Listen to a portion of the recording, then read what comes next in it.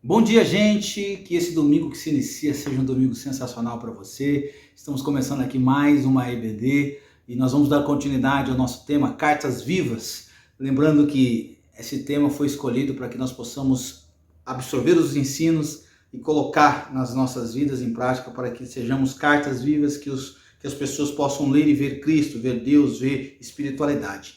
Hoje nós estamos aqui reunidos em nome de Jesus e vamos concluir aí o estudo da carta de Pedro. Semana passada, nosso querido irmão Michael deu um estudo maravilhoso sobre 1 Pedro e ele vai concluir a sua explanação, o seu estudo hoje com a carta de 2 Pedro, certo? Mas antes, nós vamos dar alguns recadinhos para você. Logo mais, às 17 horas, o nosso culto infantil estará sendo exibido e às 19 horas, a nossa celebração. Você que ainda não fez o seu agendamento, faça isso procurando a irmã Raquel para que você possa estar alinhado aí nas coisas do Senhor. Amém? Que Deus abençoe a tua vida. Quero aproveitar aqui também para dizer para vocês que nos próximos domingos, certo, já estaremos nos preparando para essa nova retomada de como a gente vai fazendo as coisas em sentido de louvor. A gente está tendo orando, pedindo direcionamento de Deus. E a partir do dia 8 de junho, eu sairei de férias. Ficarei 15 dias, que foram 15 dias que faltaram das férias que eu tirei no começo do ano, ok? Então eu ficarei do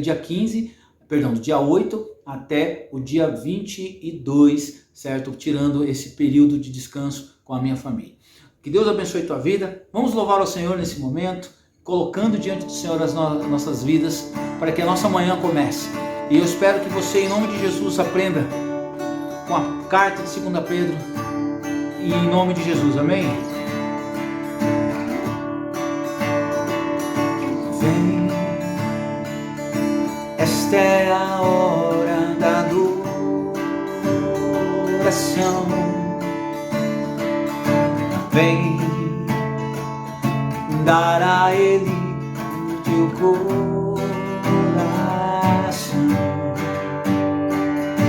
Vem, assim como estás, para adorar. Assim como estás diante do Pai. Vem, toda língua confessará o Senhor, todo joelho se dobrará, mas aquele que a ti escolher, tesouro maior terá.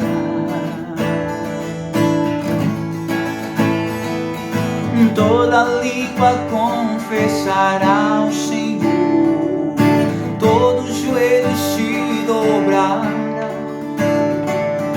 mas aquele que a ti escolher, um tesouro maior terá.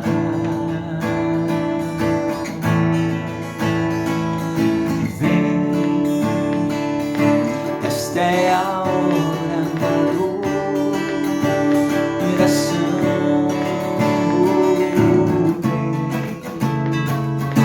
Dá a Ele o seu coração. Vem, assim como estás, para adorar. Vem, assim como estás diante do Pai. Vem,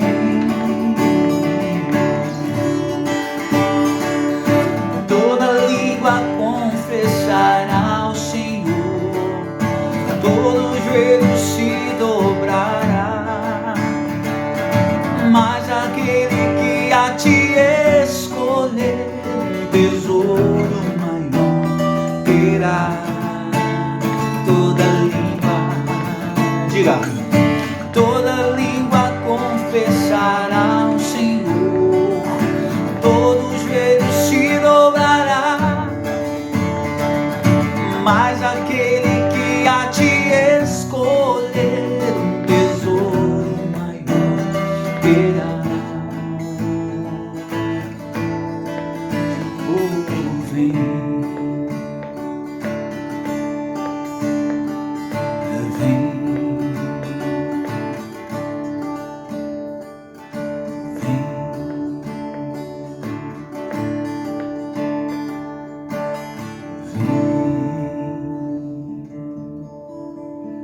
Deus, que cada pessoa, cada irmão, irmã, cada criança, cada senhor, senhora, possa receber, em nome de Jesus, a Tua palavra nesse momento. Use a vida do irmão Michael, fala com ele e através dele, ensina-nos. Em nome de Jesus.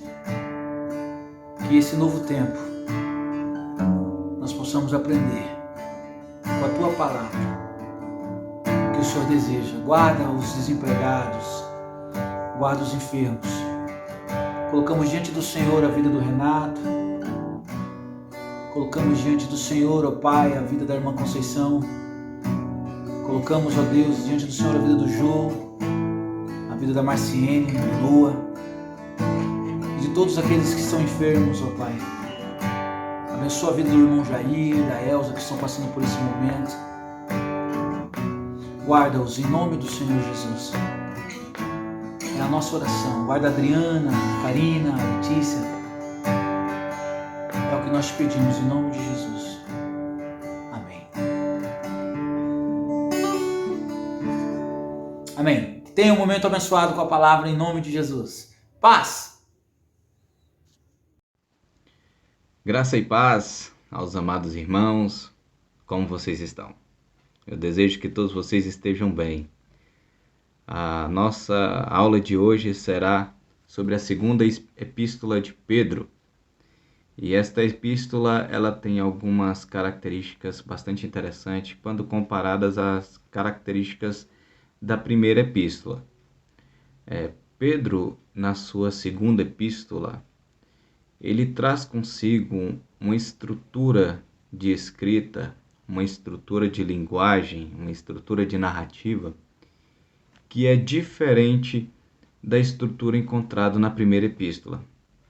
Razão esta pela qual, durante quase todo o segundo século, houve uma grande dificuldade da igreja entender, compreender e aceitar esta epístola ou esse escrito como sendo de autoria de Pedro. Inclusive acreditavam que esta escrita, devido a este formato, ela caracterizava-se por alguém que havia escrito e dado a autoria a Pedro, por ser ele já naquela época uma figura famosa dentre os cristãos que cresciam por todo o mundo conhecido. A saber, o mundo na qual me refiro, sobretudo eu estou falando da influência do Império Romano daquela época.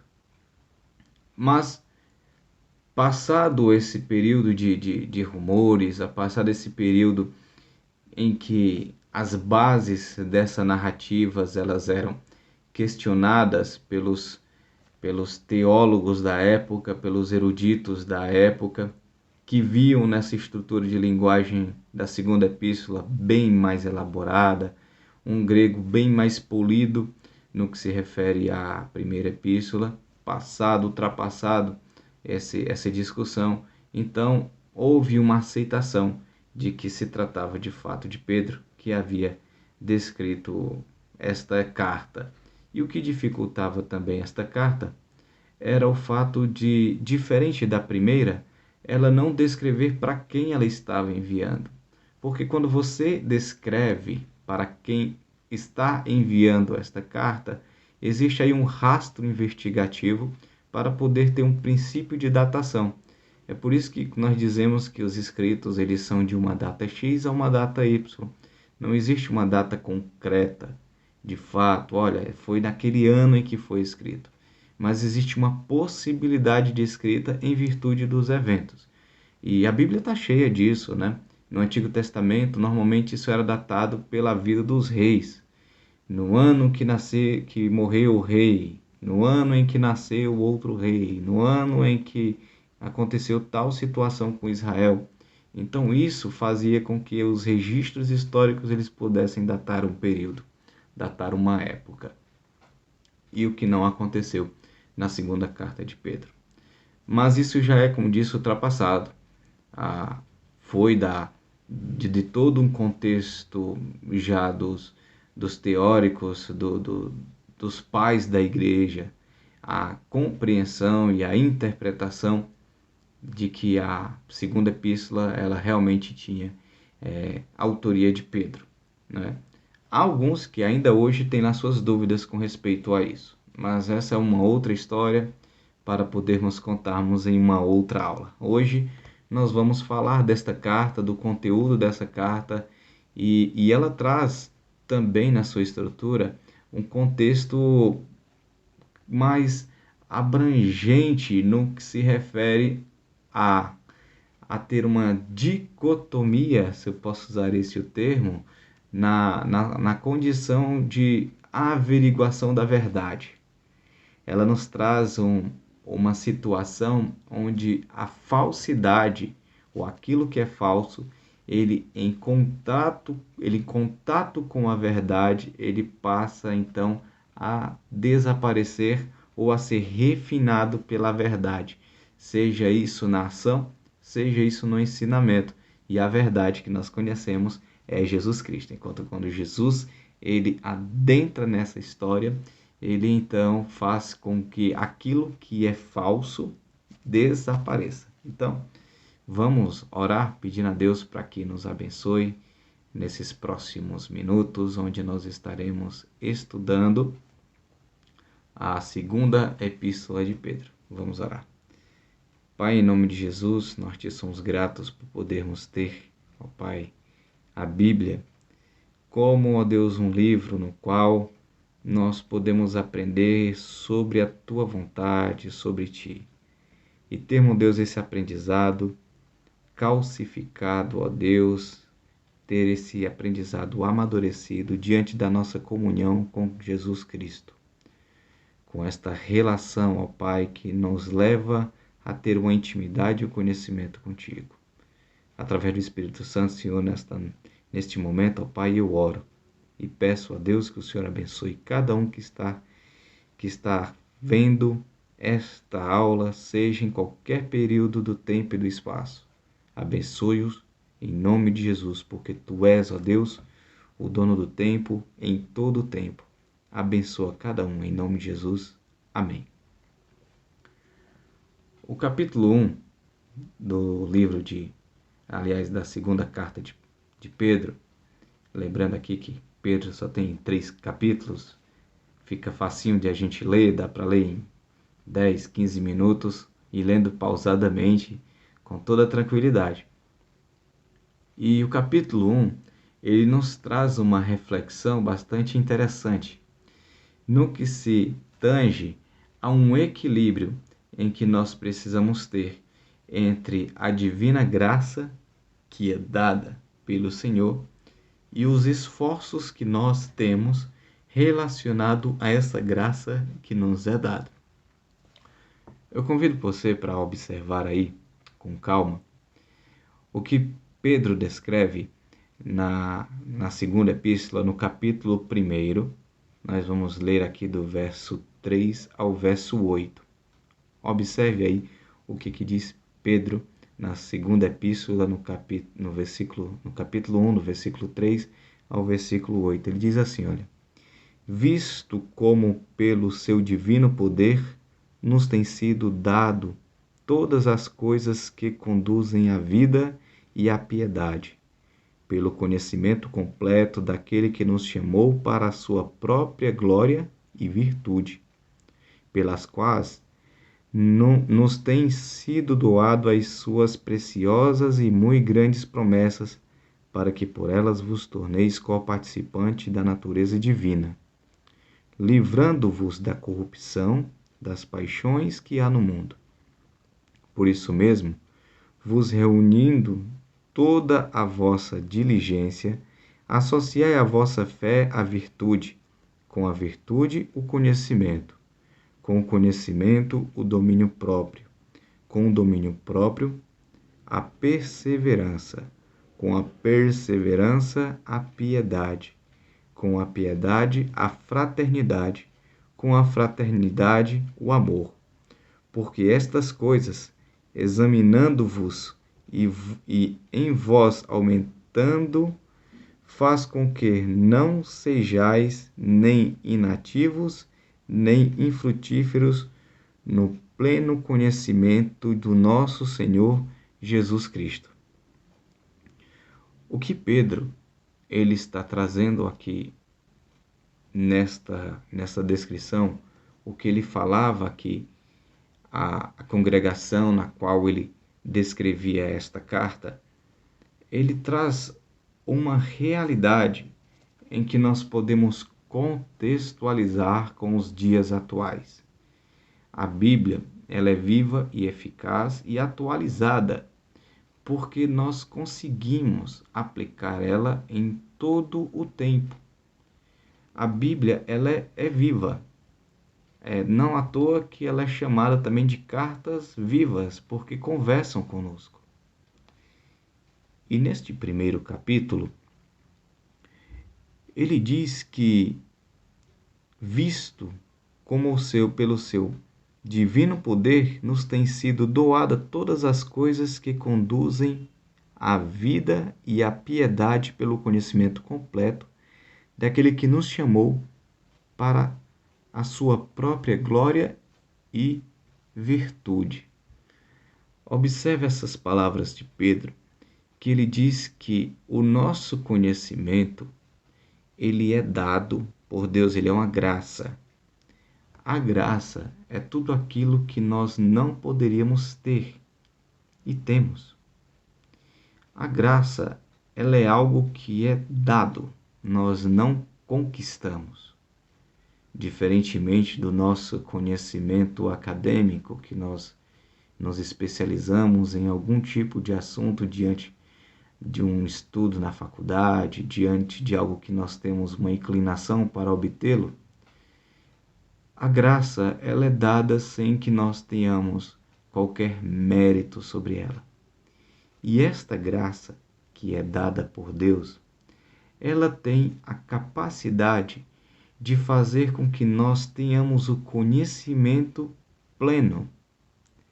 E esse conhecimento pleno, ele se dá para que nós tenhamos esta ação em virtude, e para termos nessas ações de virtude uma designificação do poder e da glória de Deus diante daquilo que nós fazemos.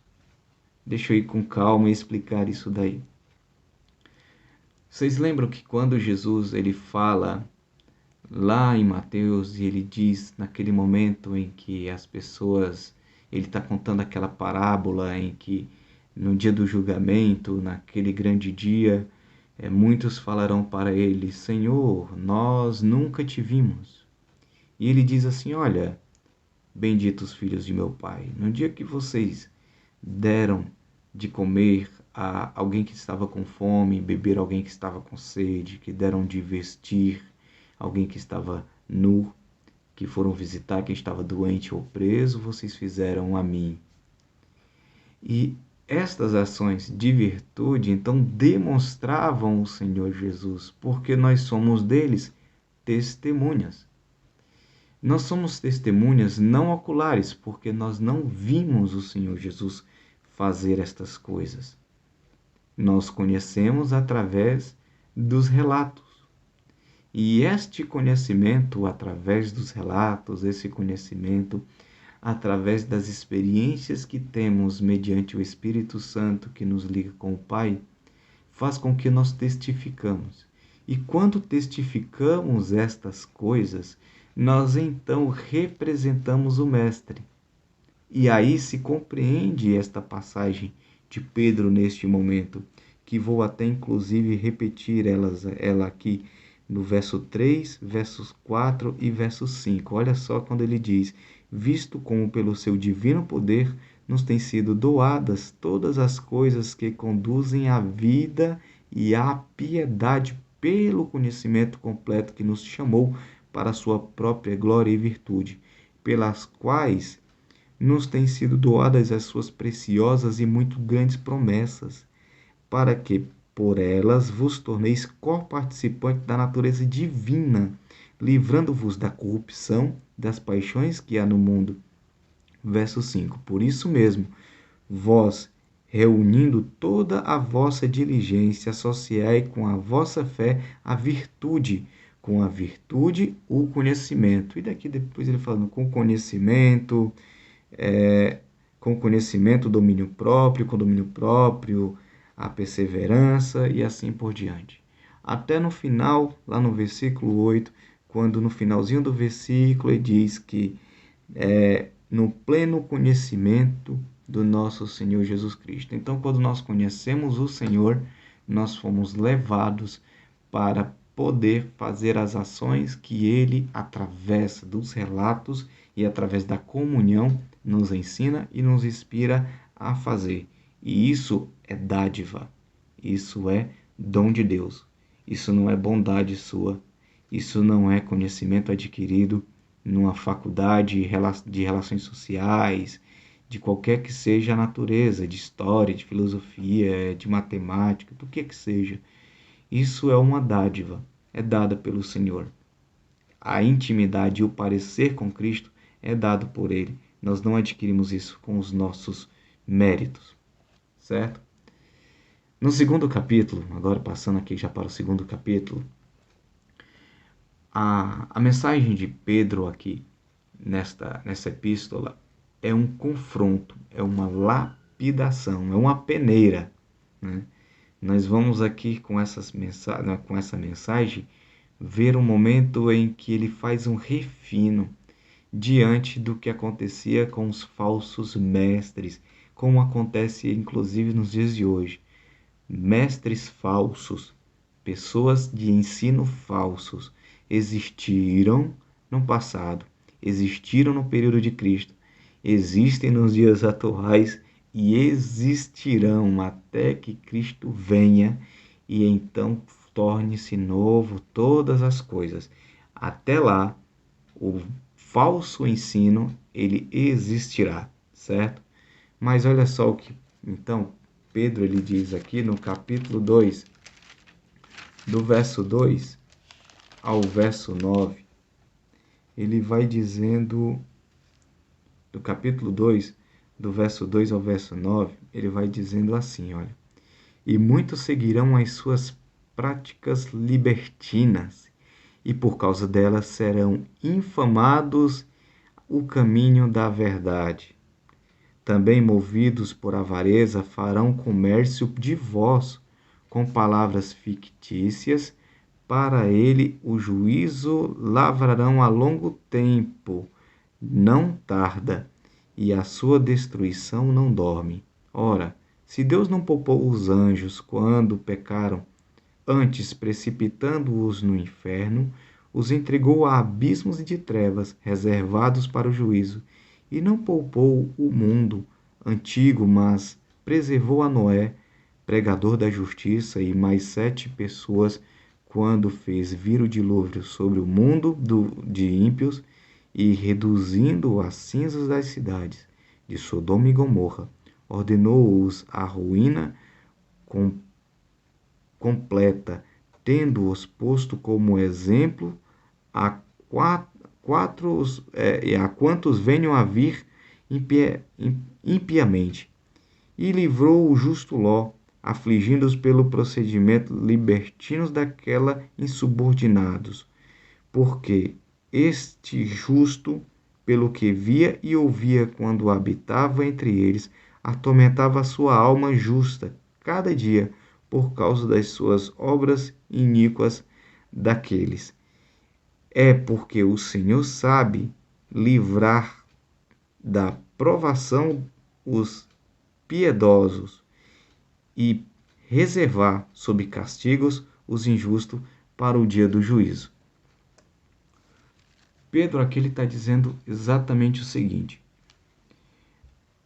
há ensinamentos errados, há ensinamentos libertinos, há ensinamentos que não visam edificação e conhecimento, mas esses ensinamentos eles visam ganhar dinheiro, eles visam comercializar a fé, eles visam um evangelho frouxo, um evangelho largo, um evangelho que tudo é permitido, um Deus que mais parece um colega de bar, né? Que é aquele colegão do bar que toma a cerveja, a cachaça junto e dá risada. Esse Deus que tudo pode, sabe? É um Deus que se leva de qualquer jeito.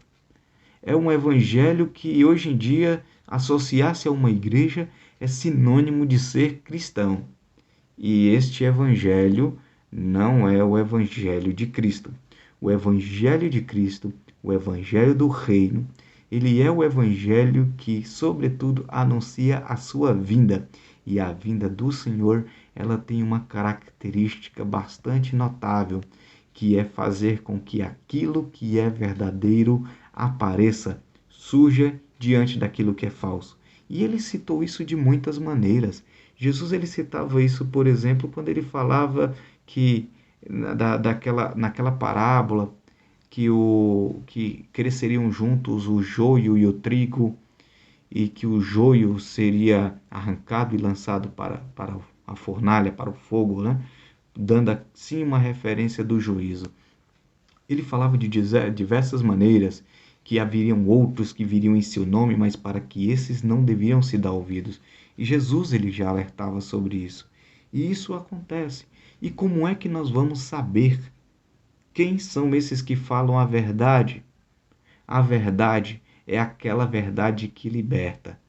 A verdade do Senhor é aquela verdade que te traz a autoridade no Senhor.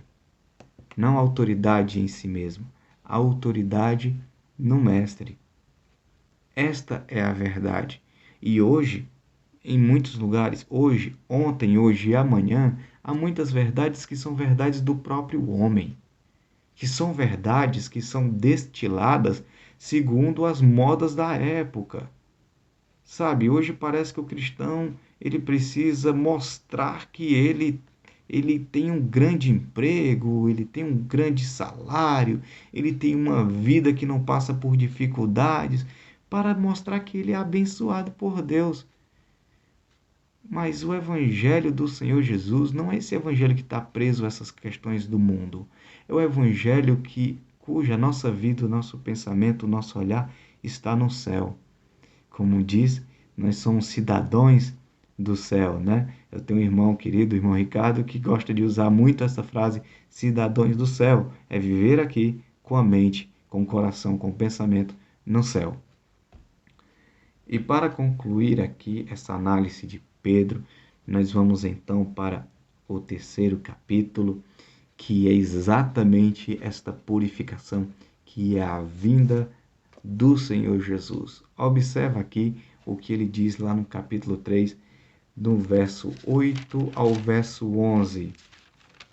Segunda epístola de Pedro, capítulo 3, do verso 8 ao verso 11, ele diz assim, ó: Há, todavia, uma coisa, amados, que não deveis esquecer, que para o Senhor um dia é como 1000 anos, e 1000 anos é como um dia. Não retarda o Senhor a sua promessa, como alguns a julgam demorada. Pelo contrário, ele é longânimo para convosco, não querendo que nenhum pereça, senão que todos cheguem ao arrependimento. Virá, entretanto, como um ladrão, o dia do Senhor, no qual os céus passarão com um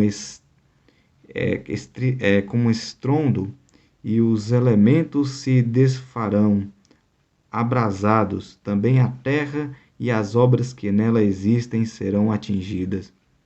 Visto que todas as coisas hão de ser assim desfeitas, deveis ser tais como os que vivem em santo procedimento e piedade.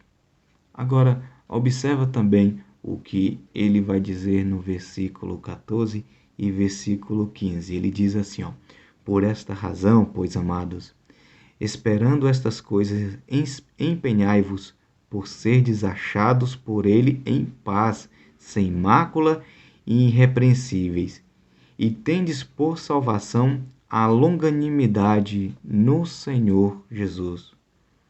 Como igualmente o nosso amado irmão Paulo vos escreveu, segundo a sabedoria que lhe foi dada. Aqui, eu ainda vou adentrar um pouquinho nesse estudo, porque tem uma coisa interessante aqui que a gente precisa falar. Observa aí o que diz aí os versículos até o versículo 18. Olha lá o versículo 16. Ao falar acerca desses assuntos, como de fato costuma fazer em todas as suas epístolas, nas quais há certas coisas difíceis de entender, que os ignorantes e instáveis deturpam, como também deturpam as demais escrituras para a própria destruição deles. Vós, pois, amados, prevenidos como estáis de antemão, acautelai-vos.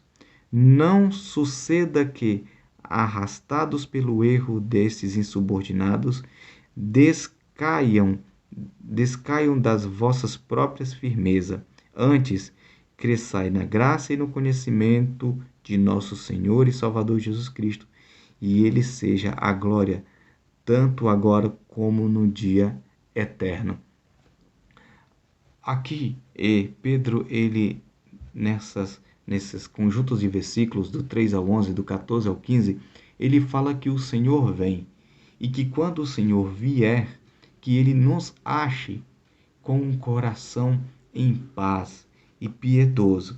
E não somente isso. Por que Pedro ele falava dessa forma? Porque já naquele tempo já haviam pessoas falando, murmurando, de que o Senhor ainda não tinha visto. Lembra que o Senhor disse, olha, não saiam daqui até que essas coisas se cumpram, até que eu venha e eu virei e cearei convosco. Então os cristãos do primeiro século, os que viram a Cristo, os que tiveram com o Senhor Jesus, o que presenciaram de modo ocular, eles esperavam o Senhor. E eles morreram na esperança de que o Senhor voltaria. E nos dias atuais também da mesma forma. E assim como hoje, no passado, muitos duvidavam dizendo, mas cadê? Ele não viria e até agora não veio? Já são mais de 2000 anos. E nada. Tá vendo? Isso é uma fábula. Isso é um conto, isso é uma história, isso é um relato de um desejo de um povo. Isso não é verdade. E Pedro aqui disse, olha, peraí. Não fiquem nesse terreno que é um terreno instável. Vocês podem afundar. Mas fiquem no terreno rochoso, na rocha eterna que é Jesus Cristo. E tenham conhecimento e esperança dele, assim como já falava Paulo. Mas muitos não entendem o que Paulo diz e deturpam o que Paulo fala. E não somente o que Paulo diz, mas deturpam toda a Escritura, porque eles não entendem. Estou parafraseando aqui o que Pedro ele diz aqui no finalzinho do seu capítulo. E ele diz, olha, cresça na graça e cresça no conhecimento. E é aqui que eu quero falar por que eles não entendiam.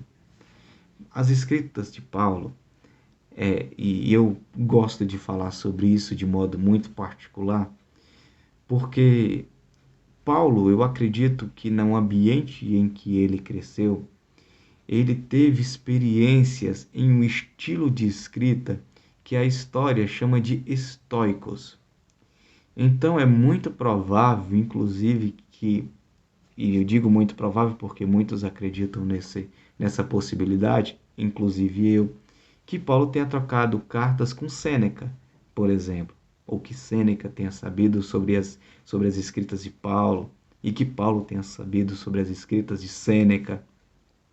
Só para fazer aqui uma referência a Sêneca, um dos expoentes no estoicismo.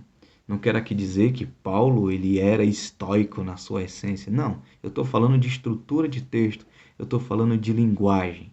Eu estou falando aqui de uma forma de se reportar diante de uma situação e reportar uma narrativa. É isso que eu estou tentando aqui falar neste momento. E por esta razão, por ser textos cada vez mais elaborados, por estar cheio de elementos complexos para aquela época, os cristãos naquele período não tinham domínio do que Paulo escrevia, não entendiam. Assim como muitos não entendem no dia de hoje, para ser honesto. E não entendiam porque tinham limitações. E Pedro ele volta a questionar em relação a isso, ele diz assim, olha, irmãos, cresçam na graça e do conhecimento. para que vocês não deturpem o que Paulo vem falando. E não somente o que Paulo vem falando, mas toda a Escritura. Aqui eu estou parafraseando um informativo de Pedro que ele diz aqui. E eu achei muito importante. Porque nos dias atuais, assim como no passado, quando a Bíblia diz, né, o meu povo peca por falta de conhecimento, nos dias atuais é a mesma maneira. E nós nos deparamos por que as pessoas elas seguem os falsos mestres, por que seguem as falsas doutrinas, por que se deixam levar pelos enganos, por que é tão fácil convencer as pessoas de coisas que não são relevantes. E a explicação que tem sobre isso são duas, pelo menos duas para mim nesse momento. A primeira é que não existe uma subordinação desses para com o Espírito Santo no que se refere a um relacionamento com o Pai, porque isto é graça e o Senhor dá a revelação, porque a revelação é dele. Pela graça, ele mostra o que é verdadeiro, ele mostra o que é falso, pela graça. A graça de Deus permite-nos termos esse conhecimento. E um outro ponto é a falta deste conhecimento adquirido. Portanto, os amados irmãos, fica aqui esta indicação no final desta aula, que nós cresçamos na graça e no conhecimento do Senhor Jesus, entendendo que o falso se destrói pelo verdadeiro e que nós recebemos do Senhor para aplicarmos. Recebemos a graça e de graça damos, porque de graça recebemos. Que Deus abençoe a todos vocês. Espero que tenham gostado desse estudo. Um forte abraço e até a próxima.